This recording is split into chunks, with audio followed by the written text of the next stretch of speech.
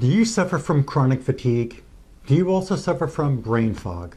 Have you tried various different methods to try to relieve your brain fog and relieve your chronic fatigue, yet still suffer with the brain fog and chronic fatigue? My name is Dr. Lonnie Herman, and in this video I'm going to share with you how a gentleman who I met back in November of 2016, or started care with him in November of 2016. Today is August 9th of 2017, and this gentleman, who was 29 when we started, who's now 30 years old, he went from a brain fog of 10 in severity, where 0 means no brain fog and 10 is really severe brain fog. He went from a brain fog level of 10 in his description down to a 0. He went from chronic fatigue, which was also at a 10 in severity, which is now at a 0. This gentleman also had a knee pain that was horrible, where his knee pain is totally resolved after following 3 protocols that I had designed for him through a very unique method of analysis that I perform in my clinic. If you'd like to hear more about other kinds of case studies that I do, that I work with chronic inflammatory and autoimmune diseases and cardiovascular disease, watch the rest of or watch other videos that are on my YouTube channel. I'll put the YouTube channel address up here on the side of the screen, and if you look down in the bottom corner of the screen here, you'll see a little subscribe button that you can click on, and you'll automatically be subscribed to my YouTube channel. So you can actually receive emails as soon as I put up new videos, which I do put up on a regular basis. Now again, this man's brain fog went from a 10 to a 0 in 3 protocols between November of 2016, working with me, through when I saw him for his recent examination in July of 2017. His brain fog went from a 10 to a 0. His fatigue from a 10 in severity to a 0. His knee pain went from, if you consider 10, it was horrible, severe knee pain, that went down to a 0 as well. And the point of all of this, the bottom line is, we have to find the various hidden infections and toxins in various tissues of your body that are unique to you as an individual, to help you experience resolve of these symptoms, relief of these symptoms, and get on with your life and be able to be productive and have more of an experience in life than being for lack of a better way to say it, like a walking zombie, if you can even leave your home with the kind of fatigue and brain fog, and even if it's pain that you're dealing with throughout your body. Now again, I'm getting back to what I said earlier, that there are hidden infections and toxins in various tissues which create these conditions, these symptoms like brain fog and fatigue. As a practitioner, trying various things over the years before I could find what actually works, which is what I practice now, what really works. But I tried exercise with oxygen therapy with my patients. I tried doing functional neurological types of treatments to work with different parts of the brain and see if we can wake them up and make them function better by doing specific therapies to these parts of the brain or other parts of the nervous system. There were different diets that I prescribed, and people would run food sensitive. Before we get into this man's findings, let me just tell you some of my history of what I've done. There were people who we did food sensitivity testing and different kinds of allergy testing, and changing their diets and getting away from gluten and getting away from dairy and getting away from soy and getting away from eggs, and having stool testing done, looking for parasitic infections and bacterial infections in the intestines. I'm looking for adrenal cortisol rhythm testing, the circadian rhythm. The adrenal glands are not in charge of energy in the body, so those circadian rhythm tests, the cortisol rhythm, is really a complete waste of time, because, and you can believe what you want if you're stuck on that right now, that you want to focus with looking at an adrenal analysis.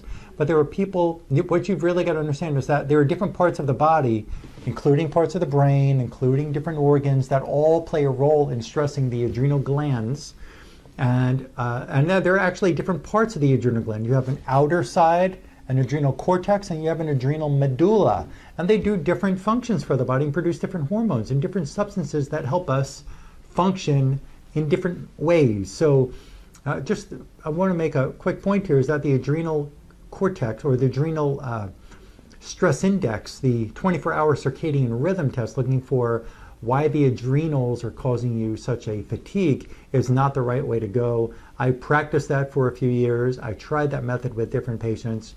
I used different supplements with him, adrenal creams, adrenal pills, progesterone, progesterone, and there was some different hormones that we would prescribe. I'm sorry, it's not coming to my head right now of the other hormone, but there are different types of hormone, DHEA, that we prescribe that didn't really provide the relief for the patient.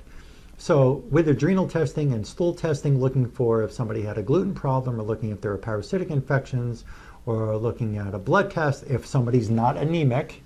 I mean, anemia can create fatigue and brain fog, but if somebody was not anemic and the thyroid level was a little off, but they were already taking thyroid medication, well, the thyroid was the problem is what I thought.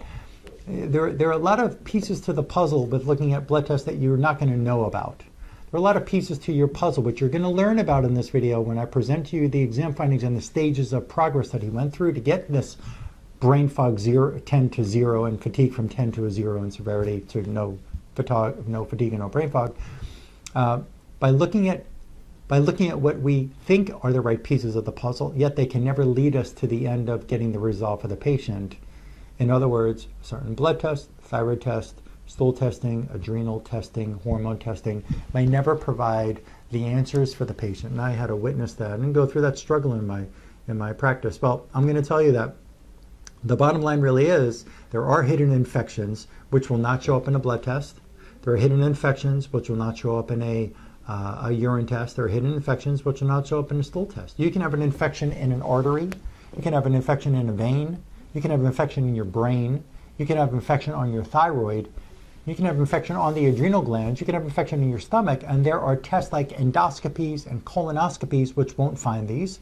There are MRIs of the brain which will not find these. There are x-rays that won't find these conditions. There are blood tests which can find if somebody has an H. pylori, or somebody has a herpes infection, or somebody has chlamydia, or somebody has some other kind of mycoplasma or Lyme disease.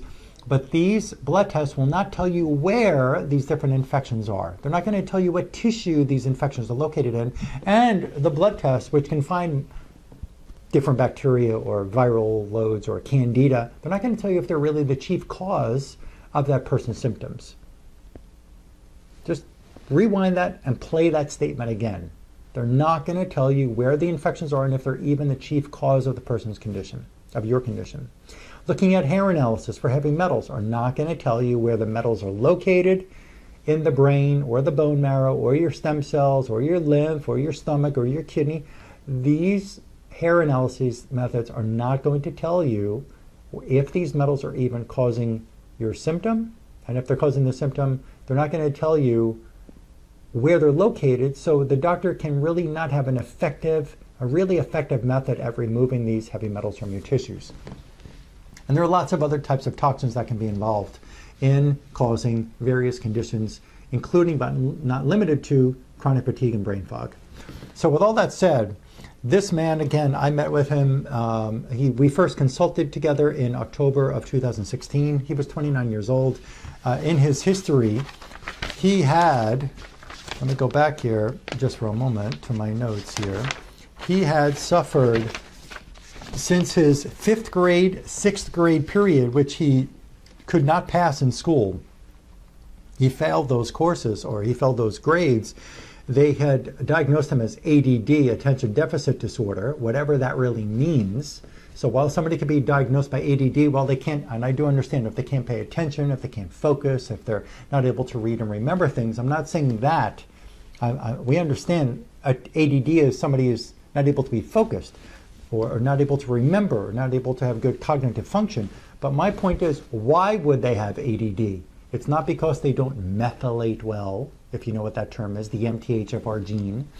It's not because they're eating, well, while some people can get better when they stop eating gluten, but if they go back to gluten, they have the same problem again. So it's not because of the gluten. There are other infections and toxins that are in the tissues that can cause more exacerbation of those symptoms that those infections and toxins are causing when you have a gluten.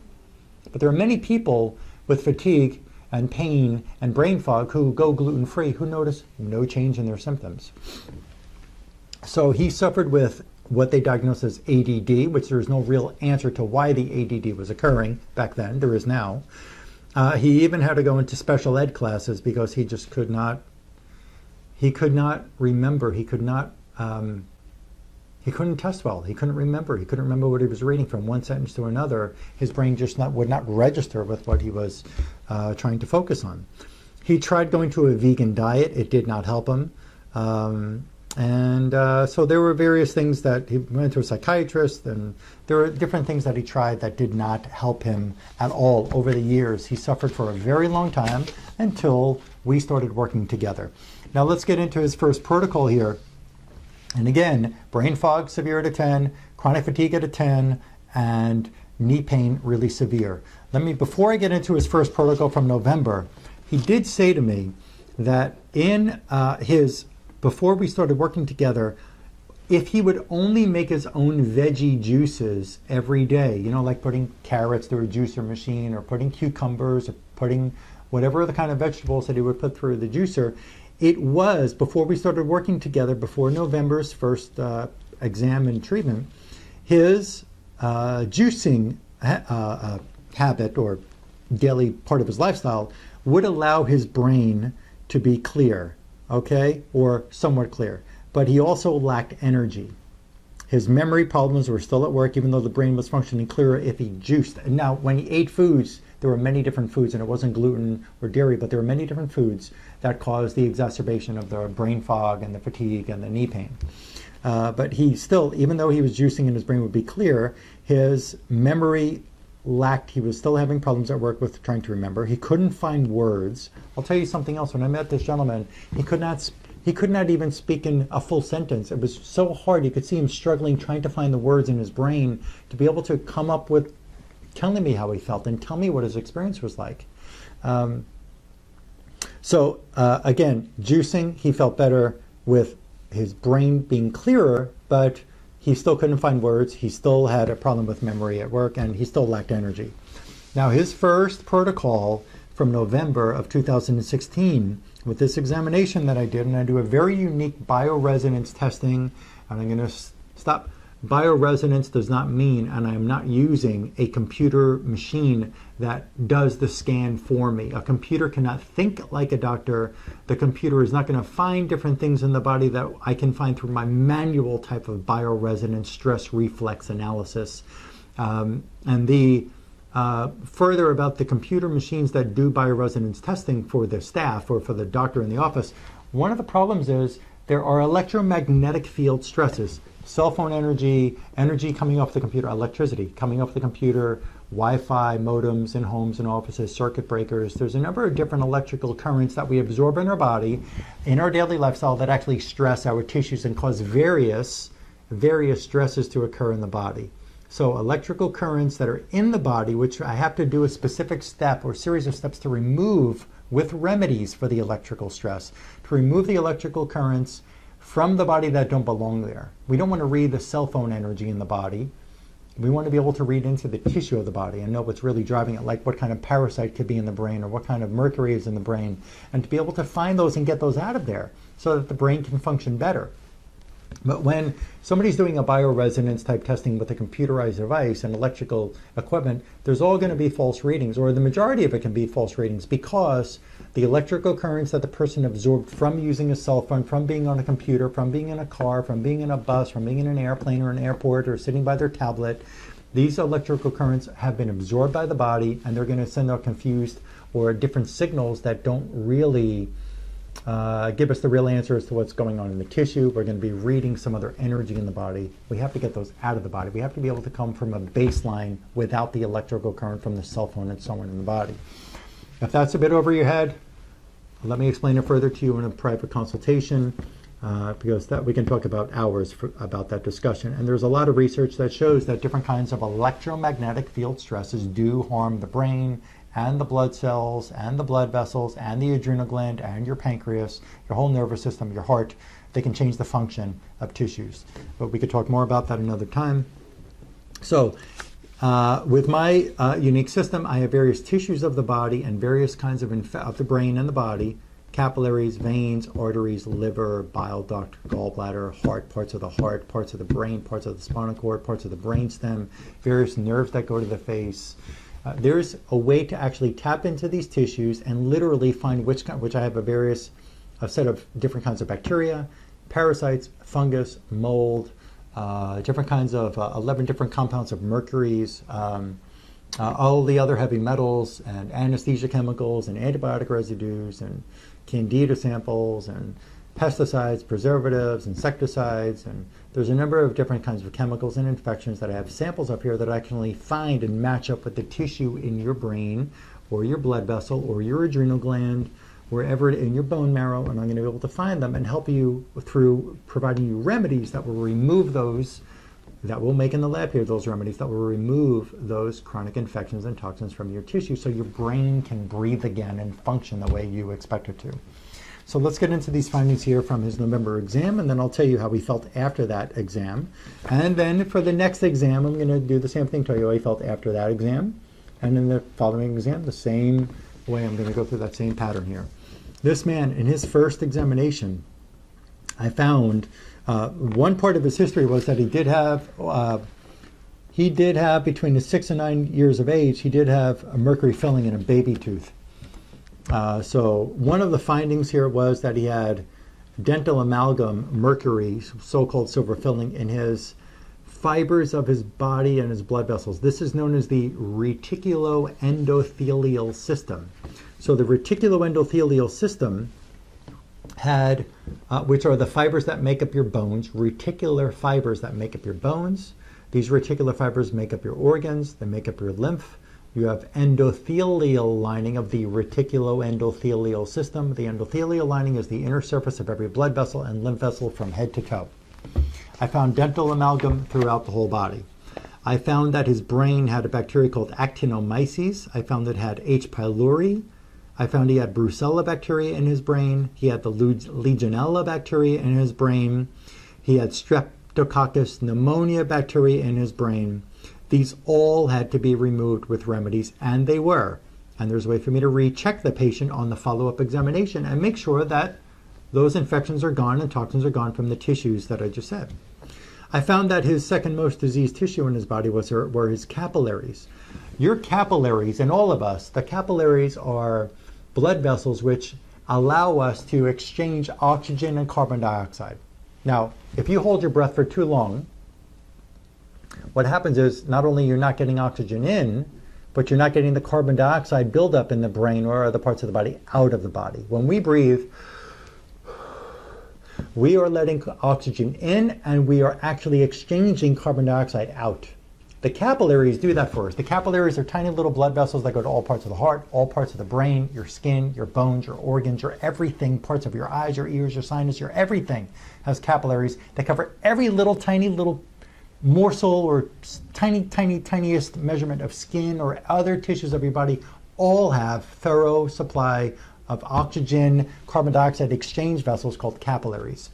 The capillaries, when they are clogged, when they're clogged, it's like you flush a toilet and the pipe is clogged, what happens? It doesn't drain. So what happens when the capillaries are clogged with infection and possibly inflamed with infection and they're being attacked by the immune system because the infections are in there? Your immune system does one thing for you. It attacks invading chemicals and toxins. So when the immune system is attacking the blood vessel that's infected with, let's say, candida, you could have the candida in all the capillaries of your brain and body. And where are you going to have the attack going on? By the immune system. Wherever there's the candida, in those blood vessels. Wherever the candida is in those blood vessels, you're going to have an inflammation pattern. You can feel inflamed brain, fatiguing you, causing brain fog, and so on down the line with any other part of your body. Hopefully that makes sense. And again, stop this, rewind it, listen to it again. His capillaries were loaded with Candida albicans, Candida tropicalis, Candida krusei, and Candida glabrata. He also had a fungus called histoplasma. He had another fungus in his capillaries called aspergillus. He had the Borrelia burgdorferi bacteria in his capillaries. He had black mold called Stachybotrys in his capillaries. And he had 1, 2, 3, without telling you all the names, he had 1, 2, 3, 4, 5 more molds in his capillaries alone. 1, 2, 3, 4, 5, 6, 7, 8, 9, 10, 11, 12, 13 different infections in his capillaries. And out of those 13, 4 of them were candida and 1, 2, Two of those were a fungus, in addition to candida being a fungus as well. And the other, 1, 2, 3, 4, 5. He had 5 molds in his capillaries. Not good. The brain can't think. The body can't get energy. Even the adrenal glands, if you believe in the adrenals as causing fatigue, adrenal fatigue syndrome that some people call it, the adrenals have capillaries. What would happen when the capillaries in the adrenal glands have mold and fungus and a bacteria or so on? What's going to happen? Are the adrenal glands going to get the oxygen in? No. Are they going to get the carbon dioxide out? No. Are they possibly going to be under attack by the immune system? Yes. And when you would look at your adrenal stress index, circadian rhythm, cortisol rhythm, saliva test that you do, which is a waste of time and money, because when you see it, and if the adrenals are out of order, you don't know what caused them to be out of order. It's not because of the DHEA, it's not because of the progesterone. When you have infections in these tissues, whether it's in your thyroid that's infected, causing the adrenal to be out of order, whether the hypothalamus gland in the brain is infected, causing the adrenal to be out of order, maybe the pituitary gland in the brain is infected, maybe the kidneys have an infection or toxin, which doesn't show up in a blood test when you run your filtration markers on your blood test to look for your kidneys. Maybe the kidneys have infection and the adrenals sit right on top of the kidney. And so would the adrenals be stressed because the kidney could be infected or stressed? All the above that's yes. So, but the adrenals can't breathe and function appropriately when there's infection in the blood vessel that brings the blood with oxygen and carbon dioxide out of. The adrenals are not going to function well. So you can look at an adrenal test and say, it's out of the rhythm that it's supposed to be. And I can tell now why I'm fatigued. So you think you're led to believe that way, which is not true. But you don't know what's driving that adrenal to be so out of order. We have to be able to find a better method, which I practice, to be able to figure it out and get it out of there. He had in his arteries, he had parasitic amoebas. Arteries are blood vessels that bring oxygen to your brain, to your stomach, to your spinal cord, to your lungs, to your kidneys, and to your fingers, and to your adrenals. So we've got to make sure the arteries are clean. Otherwise, when they're infected and there's inflammation in the arteries, we're not going to have good oxygen to the tissues. His veins had black mold in them. His carotid artery, which brings blood to about 3/4 of the brain, had parasitic amoeba infection. The cerebral arteries in the brain, arteries in the brain had amoeba parasitic infection. They were eliminated. All of what I just mentioned before and what I'm about to mention now from now on, remedies were prescribed, provided, which have no kind of, you are not going to have, when you take these remedies, you cannot have any kind of allergic reaction. There's not going to be any type of allergy, stress response to these. It's just not possible. It can't happen. Because we're not using the herbs. I'm not going to get into great detail about these remedies, but there are no herbs that we're using. There's no way that you can have some kind of allergy to this. It's impossible. The frontal lobe of his brain.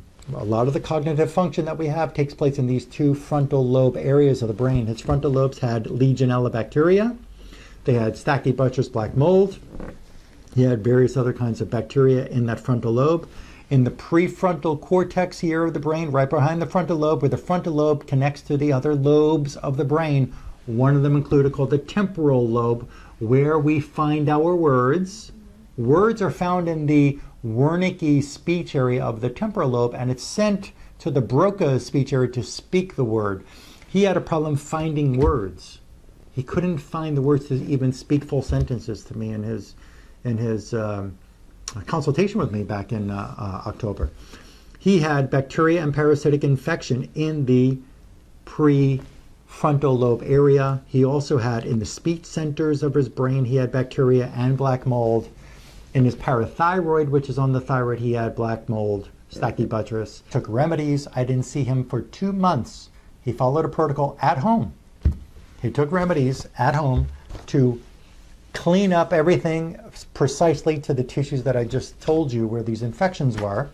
And when he came back, which was January 26th of 2017, he said, again, now with his juicing, because the juice kept him better than when he ate regular food. So he did more juicing than eating any other kind of food or consuming any other kind of calories through other foods or hard foods. With juicing, his fatigue had lifted about 15% by January. His memory improved by 15%. His word finding was easier than prior. Now again, with the juicing before that January visit back in November, he said juicing would help to make his brain clearer, but he lacked energy. His memory problems were still at work. He couldn't find words. When he juiced now after the first protocol, decrease in his chronic fatigue by 15%, so he had improvement in energy, memory up by 15%, word finding was a lot easier than prior. He said his vision was better and his knee pain, get this, his knee pain reduced by 80%. 80% reduction in knee pain. So we got into the next examination, and one thing that I did with him was I rechecked the tissues from the previous exam, the capillaries, the parts of the brain. I look at those and see if they're still stressed. I'll know instantly if they are. And I move into the transition into the next exam because I might have to still treat those tissues. I want to register if they're okay or not, which I can know instantly within a minute or two. I found with him in his second examination from January of 2016, again, we're going from brain fog at 10 and chronic fatigue at 10 down to 0. Knee pain from horrible down to 0. His stem cells, these stem cells are known as hematopoietic stem cells. Hematopoietic. Let me put the word up here to my left. Hematopoietic. What that big word means is hematopoietic stem cells are the stem cells in the red bone marrow, in your bones from head to toe. You have bone marrow which contains these hematopoietic stem cells, and these are the stem cells which produce, manufacture your red blood cells, your white blood cells, your platelets. Hematopoietic stem cells are the stem cells in your bone marrow that make your red and white blood cells and platelets. If I'm speaking too fast, let me pause for a minute. If I'm speaking too fast, if there's just so much information to cover here and you're having a problem, because I do understand when some people have brain fog, it's very difficult to register what's being said or remember what's being said.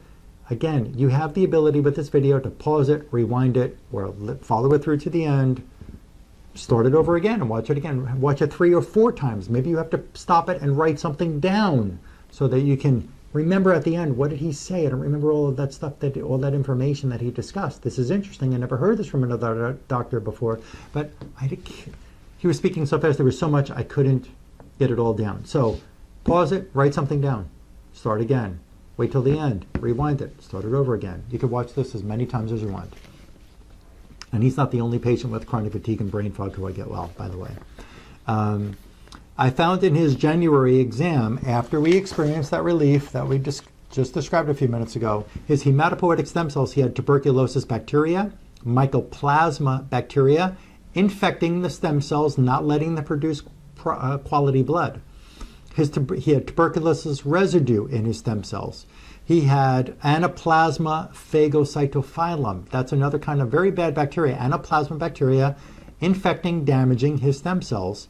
He had rickettsia, Lyme infection, Bartonella henselae, Babesia microti, vaccine chemicals like the MMR vaccine and DPT vaccine, side effects of those damaging his stem cells, amoxicillin residues, antibiotic residue damaging his stem cells. He had insecticide called malathion, damaging. If insecticides kill insects, what do you think they're going to do inside the body when they've been absorbed into your stem cells or in your liver or in your brain? How good could it be for your body or in your intestines? How good could your body function when you've got an insecticide poison chemical that kills bacteria or kills some kind of whatever critter is going to be invading the crop on the farm when you digest that? It can't be good for you. He had anesthesia chemicals in his stem cells, which are also linked to dementia. I'll put that article up here. You'll see. You can write something down if you want about that article, research paper showing how anesthesia chemicals, some of them don't leave the body, they stay, they can cause dementia. He had organochlorine pesticide chemicals in his stem cells. These pesticide chemicals are linked to endocrine disorders. They've been linked to anemia. They've been linked to a number of different serious problems in the human body. He had parasitic eggs, parasites, both of which in his stem cells. How can your body feel good when the cells that are supposed to bring life to your body, making your red and white blood cells and platelets, how can your body feel good when the factory is infected and poisoned. How could you feel good if your immune system is attacking those stem cells that make your blood? You can't feel good. And how could you feel good when the cells that are made in the diseased factory, infected and toxic factory, when those cells are made and they're sent out to your brain or your thyroid or your adrenal? How can anything feel or function good if the blood that's sent there is carrying infection and toxin? It just can't happen. I found in his red blood cells he had parasitic infection. I found his yes, red blood cells can carry infection. If you don't believe it, just go and stop this, write down this and pause it and go research on Google. Come right back to this video and watch the rest. But you can look up microscopic analysis of parasite in red blood cell, and you will see you can have infection inside the red blood cell. I found parasitic infection, parasitic flukes inside his red blood cells, damaging his red blood cell. His lymph vessels. Lymph vessels help us fight infection. Lymph vessels help us drain away infection and toxin from the body. The lymph is like another organ in the body. We have lymph vessels in the brain, around throughout the arms, legs, chest, all of our organs. We have lymph around everywhere. He had a parasite called Giardia in his lymph vessels. These will not show up in a blood or a stool test. His bone marrow, infection with mycoplasma. His brain, tuberculosis bacteria. His spleen, a bacteria called Treponema pallidum. The body can't feel good if the spleen's infected, can't feel good when the brain's infected, or the bone marrow, or the lymph, or the red blood cells, or the stem cells. His, what's called in the brainstem, we have a tissue called reticular, and I'll put the word here, it's a different word from what you may be used to hearing, called reticular formation.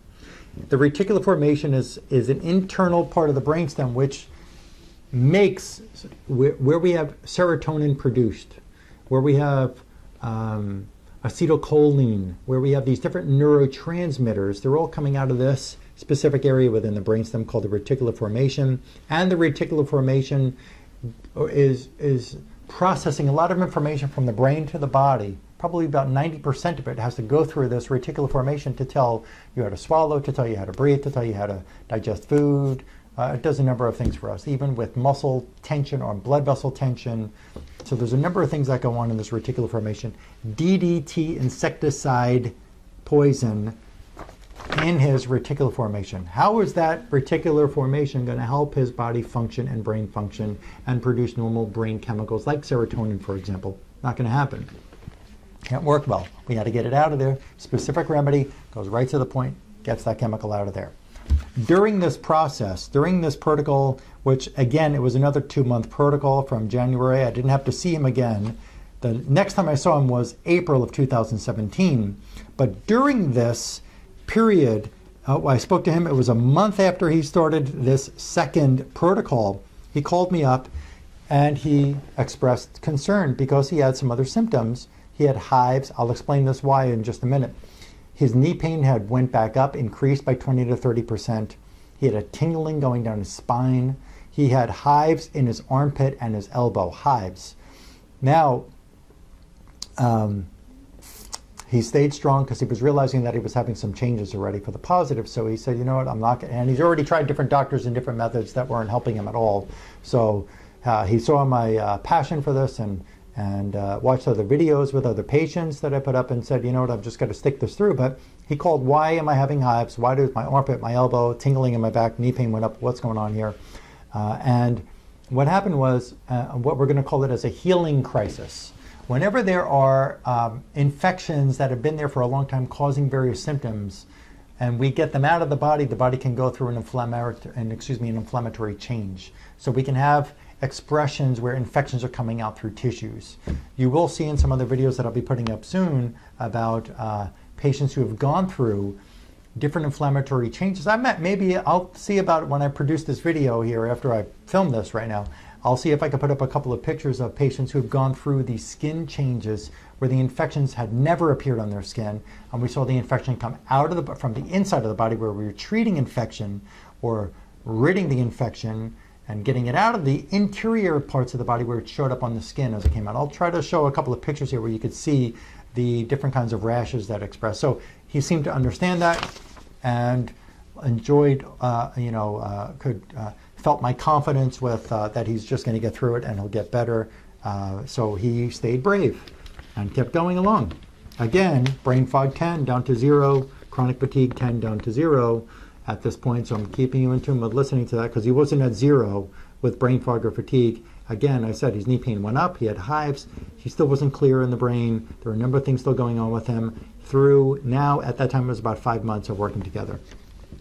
So after he followed that second protocol, which I just outlined here, from the infections and toxins in his stem cells and his red blood cells and lymph and bone and spleen and brain and the reticular formation in his brain, I saw him again April 4th of 2017. And he told me the hives disappeared. He had some itchy, pimple-sized bumps in the left armpit and his back. And now he said that he had a stabbing head pain. Listen, I want to be clear, is that when you are really ridding the infections and toxins that have caused your problem, when you really want to be done with your condition, your disease, when we can get rid of these infections and toxins that made your disease occur in the first place, you can, and I've witnessed this personally with myself, treating myself and family members of mine, and patients as well, and staff members as well, is that when we do when we're following these protocols, when a patient follows a protocol, anybody follows a protocol to reverse the disease, your body may go through a healing crisis where it's ejecting the infection and toxin, and you can feel somewhat worse for a little while. And it's not just that you get worse before you get better. It's your body is going to be expunging, so to speak, these infections and toxins out of the body. So there's got to be some stressful period when it comes out of the tissue. Sometimes there are pain elevations, there are rashes, maybe not always, but sometimes. Sometimes there's diarrhea, sometimes a fever, sometimes I've had a couple of people vomit, I've had some people with runny nose for several days. So there are different things that can occur. Sometimes everything just disappears and people feel better. But sometimes the healing crisis may occur where somebody doesn't feel just great overnight. So I saw him again in April of 2017, and the hives went away. It was itchy, pimple-sized bumps on his left armpit and his back, and now he had a stabbing head pain. He said he felt like his head cracked. He didn't have a better way to say it. He called it head cracked. He had tingling in his back. His knee pain at this point, though, was reduced by 90%. He said, even though he described it as the head feeling cracked, his brain fog, he felt like a whole layer came off of the brain fog, which was great. He didn't know how to describe it better than that, but brain fog, a layer came off. He described it actually, no, we do have a percentage here. He said it was about 40% better, the brain fog. Brain fog 40% better after following 2 protocols, even though he went through an inflammatory change. So excuse me, his fatigue, he said, was 25 to 30% reduced. His vision was still good. He found that finding his words were a lot easier. His memory was better. Again, after his second protocol, he had a stabbing head pain, but his brain fog, a layer came off. It was 40% reduction in the brain fog, 25 to 30% reduction in his fatigue, vision good, finding words, and so on. But he still had a couple of those skin irritations. I saw him that day for his next exam, and in the next exam I found his primary infected tissue that we had to work with was the pylorus, where the stomach meets your intestine to drop the digested food from the stomach, or the stomach's digestion process into the intestine. It's called the pyloric sphincter. He had scabies infection in his pyloric sphincter, scabies in his stomach, scabies in his pancreatic duct. He had scabies infection in his small intestinal mucosa, scabies, and this was almost primarily scabies here. When I looked through this protocol, he had scabies in his small intestines, scabies in what's called the papillae duodenum. We have a little nipple type of tissue that drips the bile acids and digestive enzymes from the pancreas. I'll try to find a picture and point it out here on the side. We have a bile duct from the liver and the pancreatic duct from the pancreas that drips in through a little nipple down into the intestine, into the duodenum part of the intestine. He had scabies on that tissue, scabies in his duodenum part of his intestine, scabies in the Peyer's patches. The Peyer's patches are little patches in the intestines that help us produce good bacteria. It's actually kind of also part of helping us drain away infection and toxin from the intestines. His large intestine and lymphatic system, he had scabies infection. His thyroid gland had scabies infection. His cerebellum of his brain had scabies infection.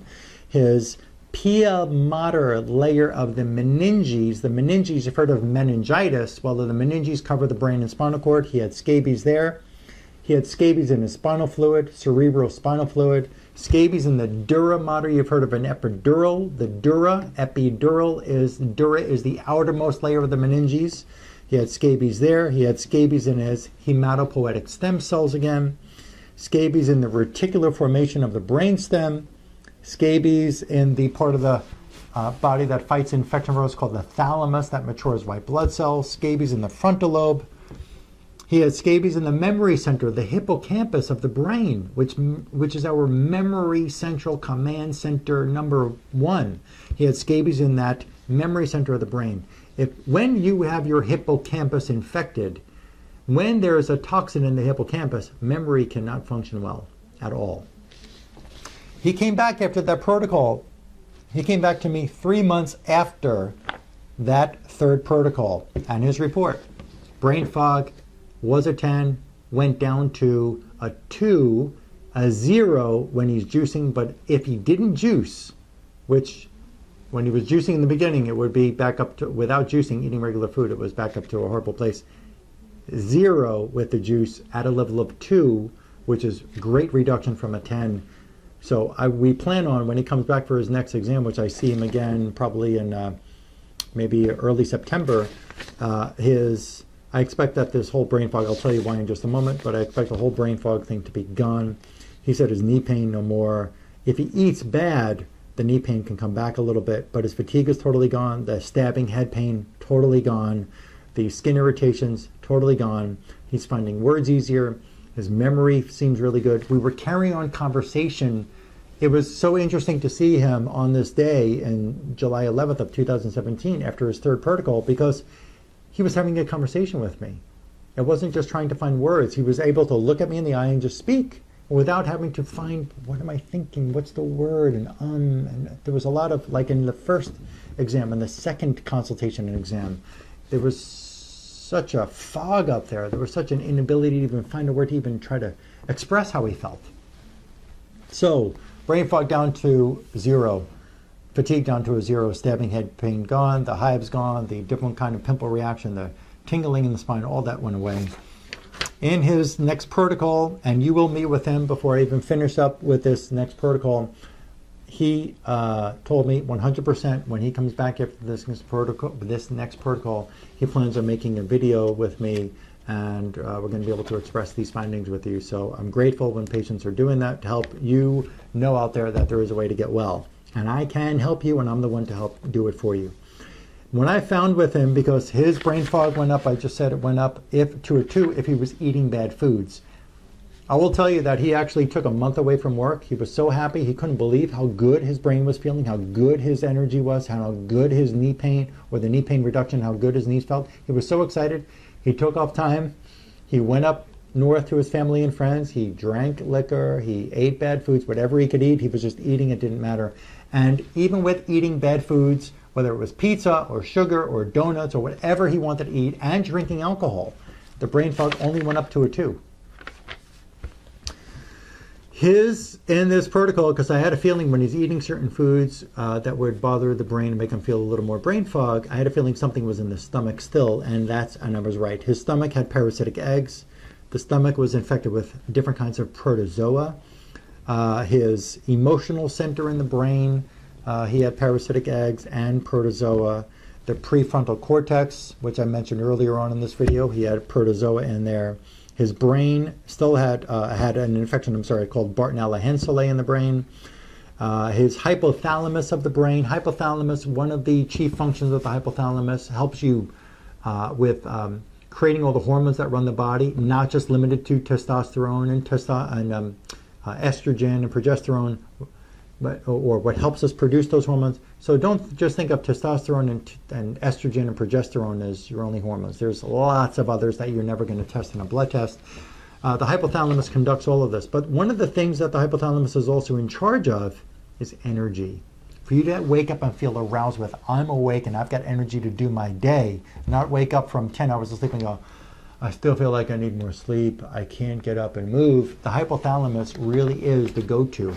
Now, you may have heard before, if you listen to other practitioners online speaking about adrenal stress, doing the adrenal test, and if you've run an adrenal test where they even mention in there the HPA, which I'll put the word up here, HPA axis, the H stands for the hypothalamus. Well, if the adrenals get stressed by the hypothalamic pituitary adrenal connection, if the hypothalamus, when, not if, when the hypothalamus is infected by various infections and toxins, and the pituitary can be infected, you could treat that adrenal all day long with adrenal creams and adrenal pills and adrenal prayers and keep adrenal testing. But if you don't clean up that hypothalamus, that adrenal is never going to be well. If you don't clean up the pituitary, the adrenal's never going to be well. So his hypothalamus had the protozoa infection as well as another part of the brain called the diencephalon. The diencephalon is one of the main creators of the whole brain from embryo stage, fetal on, out into our world. The diencephalon is one of the chief first components of the brain that was formed when you were a little tiny, teeny, little tiny bit of nerve tissue in your mother's womb when you were an embryo. So those are the protocols for this gentleman, and he is amazed and so happy, and actually telling patients in my practice how he's so happy that he's done this, that he can actually smile, speak, he's kept his job, he's not losing his job, he can think clearly, very happy with this work. And so while there may be another little cleanup that we have to do after this, I expect when he comes back that we're going to see that there's going to be so much clearer brain for him to be able to present this with me for you so that you can know this. You can share this video with a loved one just on your phone or your tablet or your computer. Just hit the share. Just go on the right below this video, click the thumbs up or like on the underneath the YouTube video. Hit your share icon or button, whatever you want to call it, on your phone or your tablet or your computer. Share this with a friend. Share it with a lot of people. People deserve to know who are suffering that there is a way to get over these chronic fatigue. It's not just the Epstein-Barr virus, by the way, that some people have been told for over 20 years or 30 years about Epstein-Barr causing this. You never heard me once mention Epstein-Barr, and this man is dramatic improvement. Dramatic. Share this video with another friend or loved one. Like my Facebook page, and I put up information on my Facebook page on a regular basis. You can even go to my my Instagram and follow me there. I put up some very useful content and good, nice pictures, and even some videos up there on my Instagram as well. So I'll put that information on the side there. And subscribe on my YouTube channel. I said that in the beginning of this video, but I'm telling you again, subscribe on this YouTube channel because you're going to be the first to know when I put up other great useful information. And again, if you scroll through the other videos on my YouTube channel and you take some time, even if the condition isn't labeled as your diagnosis, just listen to it. Just listen to the presentation in the video, and it's going to give you a much deeper understanding of the depth of analysis that one must perform for a patient to be able to figure out for the patient what needs to be done to help the patient get well. But just be willing to do the work to get well. You can call my clinic. Anybody who's ready to get into this, just call my clinic. I'll put the number here next to me. Just call the clinic, 954-370-3100. 954-370-3100. You can, even if you don't want to call, just send an email. I'll put my assistant's email address on the screen, and you'll be able to email her, and she could respond back with you and help you understand about how to set up an appointment and where we're located and all of that. Let me tell you in advance before you even call her, insurance companies do not recognize my work. No insurance policy, whether it's Medicare, Medicaid, Social Security, some disability, some workers' comp, or your EPO or HMO or PPO or any of these policies, they do not recognize my work. They are not, no matter what we can, I won't call because I just realized it's not worth the time to do that. No matter what we can try to present to them or you try to present to them, they're not going to cover it. So we don't even go there. So it is out of your pocket. You are going to have to invest in yourself and use my skills and my unique understanding to help you get well. And you will get well. And this is not a lifelong, it's not going to take us years to help you recover. Some people respond faster. Some people, it takes more time. It just depends on the amount of stress in your body. You might have a problem with infection in your mouth that we're going to have to handle with me and with a dentist. That could be part of your whole situation. I don't know yet until I meet with you, consult with you first, and start examining you and helping you unravel all the different hidden infections and toxins that are causing your condition, or conditions plural. You can get rid of your brain fog and think clearly. You can reverse if they're calling you ADD or ADHD. I can help you get rid of that condition. You can think clearly. You can have more energy. You can get rid of your pain. I look forward to helping you. Call my clinic, send an email. However, it's time to get started. I look forward to helping you.